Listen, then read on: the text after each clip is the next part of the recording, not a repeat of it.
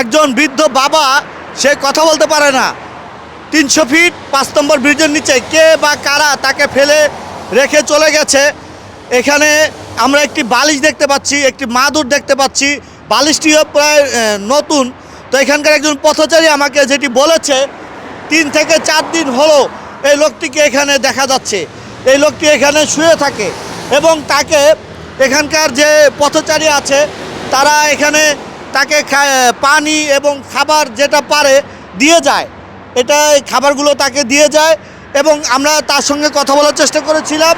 সে কথা বলতে পারে না এবং যেহেতু সে কথা বলতে পারে না তার সেজন্য আমরা বলবো ভিডিওটি দেখার পরে আপনারা যদি তাকে কেউ চিনে থাকেন, কারো যদি বাবা হয়ে থাকে, কারো যদি ভাই হয়ে থাকে, তারা অবশ্যই তার সঙ্গে যোগাযোগ করবেন এবং তাকে পরিবারে ফিরিয়ে নিয়ে যাবেন সেই প্রত্যাশা রইল। তার ঠিকানা হচ্ছে, আমরা একটু বলে দিচ্ছি, ঠিকানাটা হচ্ছে 300 ফিট 5 নম্বর ব্রিজের নিচে আসলেই তাকে দেখা যাবে এক কোনায় তিনি শুয়ে আছে। তার সঙ্গে আমরা একটু কথা বলার চেষ্টা করছিলাম, তিনি কথা বলতে পারছে না। তারপর আবার একটু কথা বলার চেষ্টা করব, দেখি তিনি কি বলে। আসসালামু আলাইকুম।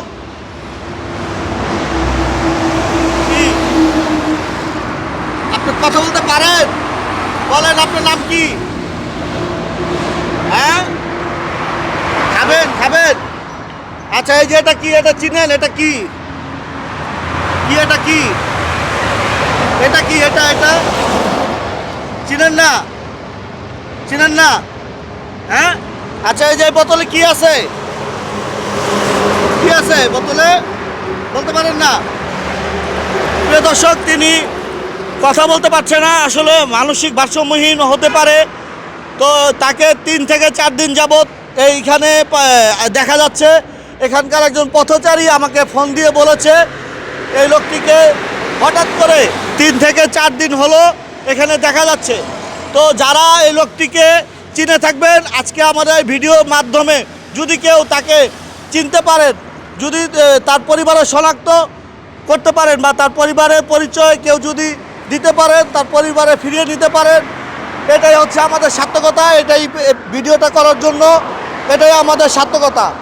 তো আশা করি এই ভিডিওটা দেখার পরে যে যেখান থেকে ভিডিওটা দেখছেন, বাবারা, মায়েরা, বোনেরা, খালারা, বাবিরা, চাচারা, ছোট ভাইয়েরা, যারা যেখান থেকে দেখছেন এবং প্রবাসী ভাইয়েরা যারা যেখান থেকে দেখছেন, আমি আশা করব ভিডিওটা সর্বোচ্চ শেয়ার করবেন, সর্বোচ্চ শেয়ার করবেন।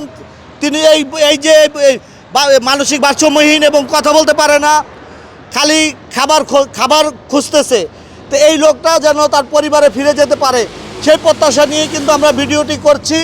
এবং এখানকার একজন পথচারী আমাদেরকে ফোন দিয়ে বলার পরে কিন্তু আমরা এসে তার ভিডিওটা আমরা তুলে ধরেছি।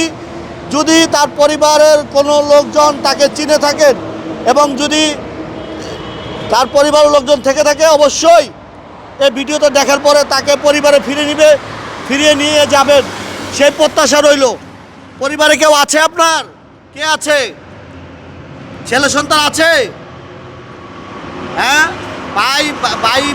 ভাই আছে? বোন আছে? বাবা মা কেউ বেঁচে আছে? কেউ নাই? কেউ নাই? আপনি কিভাবে এখানে আসলেন?